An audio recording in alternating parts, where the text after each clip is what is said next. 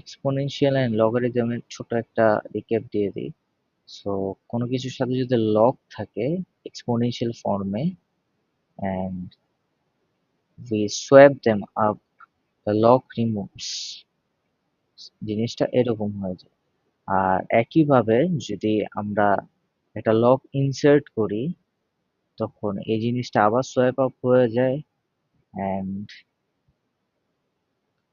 that it becomes the previous form. So এতে বলেছে log x 243 equals to 5. So এটাকে করার তিনটা কি দুইটা ওয়ে আছে।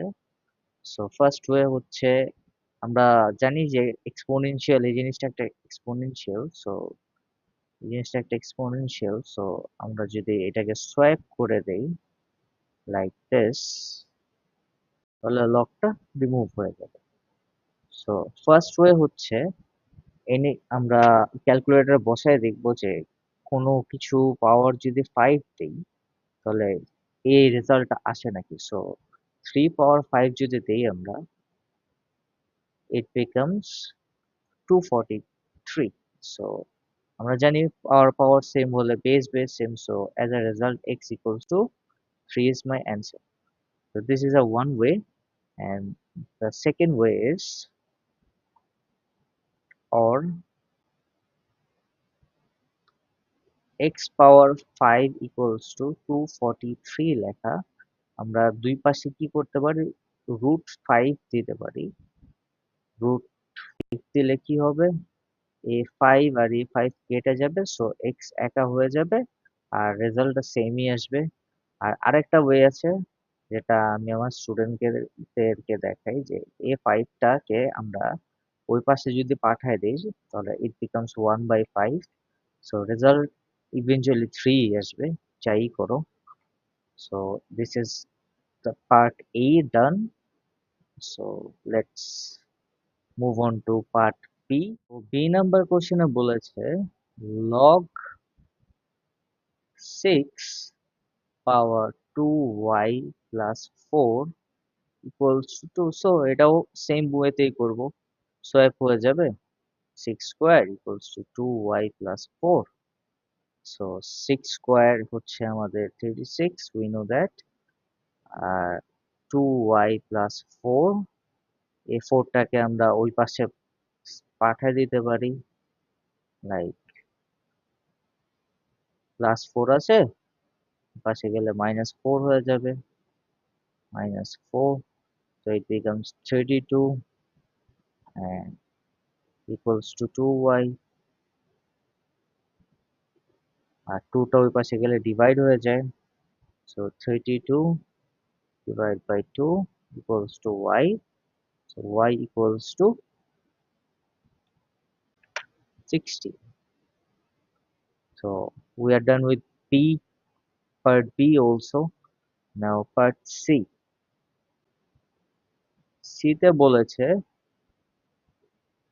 log 4p plus log p64 equals to 4. So আমরা so আমরা জানি log এর বেস আর পাওয়ার সেম থাকলে আমরা ওদেরকে মাল্টিপ্লাই করতে পারি বা we can take them as a or something else. So but এখানে p টা সেম আছে 64 টা সেম নেই, সো আমরা দেখি 4 পাওয়ার কিছু করলে কি 64 আসে নাকি না।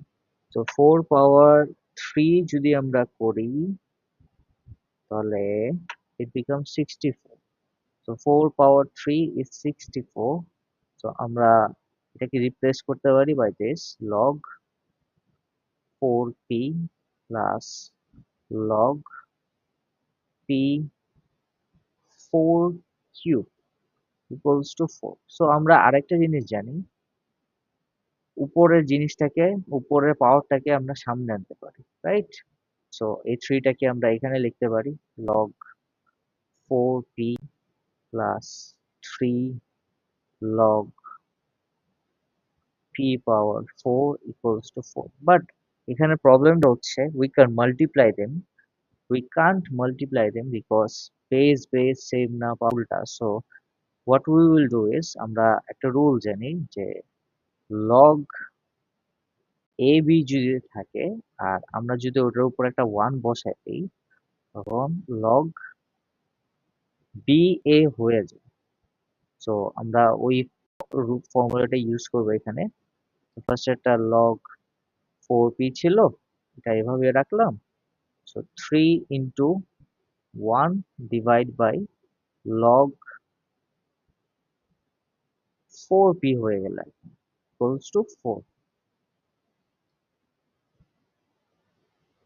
সো এখন ওই জিনিসটা একটু কমপ্লিকেটেড লাগতেছে। So what we can do is we can write let log 4p be a b c d whatever you want.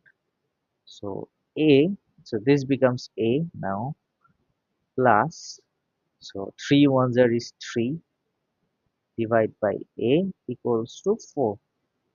So এটাকে আমরা বাট এলসিএম বা বাটারফ্লাই মেথড যেটাই বলি ওটা করতে পারি।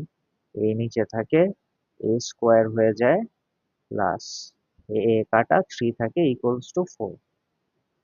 সো নেক্সট পেজে মেবি যেতে হবে আমার। সো আমরা যদি ক্রস মাল্টিপ্লাই করি এটাকে, it becomes like a square plus 3 equals to 4a। So এটাকে যদি মিডল টার্ম ফর্মে নিয়ে আসি, a square minus 4a equals to না,